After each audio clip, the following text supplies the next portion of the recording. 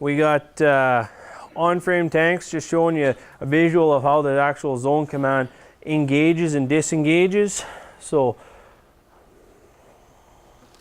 you can see it engage, so quite smooth. The common shaft is always turning. The engaging gear simply engages, and then from there it starts the actual Valmar turning. So at this point we've gone through the meter box for the actual Nova itself, and what I pointed out is that the meter box is the same from all 2012, 13, 14. There's just a few changes like sprockets and everything else, which we've made available to our customers. And then from there, that box is only changed by the meter roller itself when it goes onto a 40 bushel tank for a smaller seed, or basically for granular inoculant, canola, mustard, things like that. So it's only changing the roller. The meter box is still staying the same. So the other thing I'll point out with that, these meter boxes, to make it that much clearer, there is one adjustment. There is a chain guide on there, which is a chain tensioner. So we can actually set the chains from the common shaft to the meter box. Everything else has no adjustment.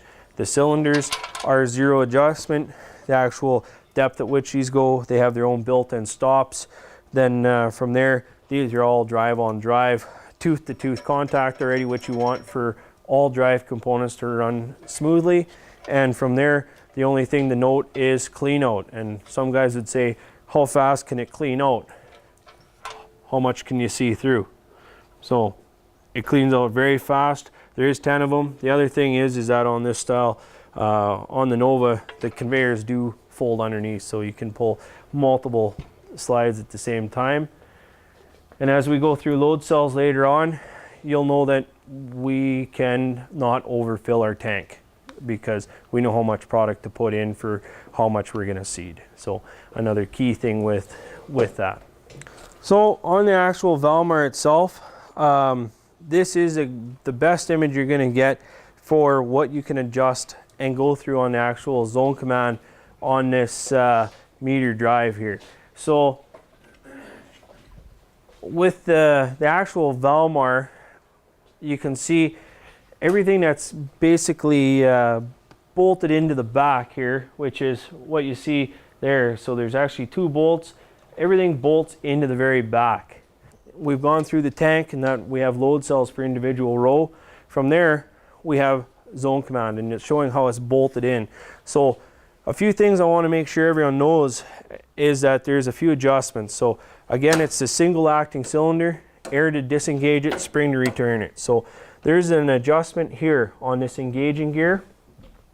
Important to know that you can actually set the side load on that. Again, that runs on Nylotron bushings and has nylon wear pads on the sides. So from there, we can actually set the load. So that is a bolt that goes through, and it has a nut to set the drag on it. So initial one is we want to make sure the drag is set correctly so it's free turning but not wobbling. From there, on this engaging arm, there is a slot on there, so you can actually move that forward and back to center it between both the common shaft drive gear and the actual driven gear. So with that, when we go to actually adjust it, if you look in your books or up on here, there's an adjustment bolt. So in your actual book there, it shows you an adjustment book for the guys I have blocked off, and that adjustment bolt is holding the engaging arm. So what we do is typically loosen the actual adjustment bolt off to allow that engaging arm to go up, to push the engaging gear full depth between both the drive and the driven. And when we have that loosened off, we can actually set the clearance from front to back to make sure it's perfectly centered. And at that point, snug it up, make sure we still have a free turning engaging gear. We haven't changed that. From there, you can set it back in and be sure that it's back in full depth. And at that point, then you can actually lock it in and make sure it's locks tight. So doing the bolt up all the way. So At that point, do a visual again to make sure nothing's moved, so it's centered between the two, and then use the adjustment bolt here to actually slightly push that engaging arm down to get what's called tooth-to-tooth contact. So important that when we start setting these up that we get tooth-to-tooth contact to get it so it's free running. And at that point, the only variable that comes up is the same as what we had before with the actual Nova meter box, where you have the drive chain from the common shaft to the actual drive. So that will have actual chain tensioners on, like what you could see on this box here. So from that, it's just a chain guide, and we typically look for about 3/8 of an inch deflection. The smoother you're running the chain is, or less tight, so belts run tight, chains run loose, the freer that is, the easier everything turns. So those are the few adjustments that can be made. Once they're adjusted and set in place, that's just basic setup. So after that, it's free run. So the actual adjustments after is just being aware that they can be made, and for the most part, once they're set up, that's where they stay.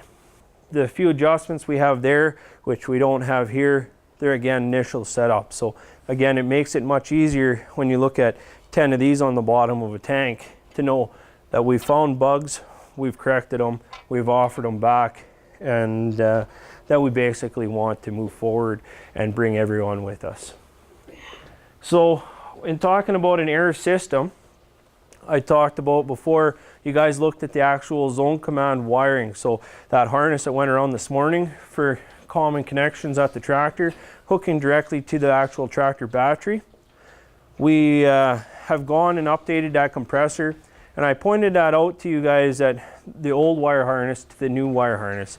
So this is an image of the actual new compressor, and this compressor here is, if you remember from the initial diagram that I had this morning, utilized a fan on the actual motor to keep it cool, and then from there it was a much higher CFM because overall it's a much larger compressor.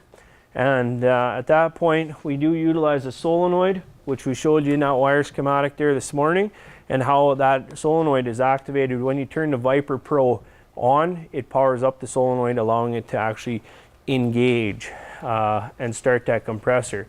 The next step is that we have is to make it so it's easier starting. So down in the bottom, it's a little hard in this image, but important to know there's a pressure relief on it, so that compressor actually starts without pressure on it to make it easier to start up, which makes it easier on the motor itself. And then from there, there's a filter, again hard to see in here, which is a canister type filter, which is again something that can be maintenanced, and the dirtier the conditions, the more often it needs to be maintenance. So a lot of guys ask, why do we use air? Well, one thing that makes air nice is that if it ever needs to, if it has a leak, it's clean. If it needs to be topped up, it does it itself.